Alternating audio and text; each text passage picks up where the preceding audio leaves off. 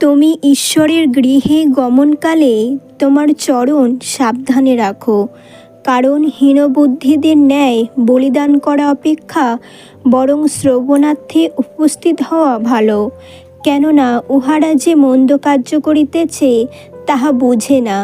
তুমি আপন মুখকে বেগে কথা কহিতে দিও না, এবং ঈশ্বরের সাক্ষাতে কথা উচ্চারণ করিতে তোমার হৃদয় ত্বরান্বিত না হোক।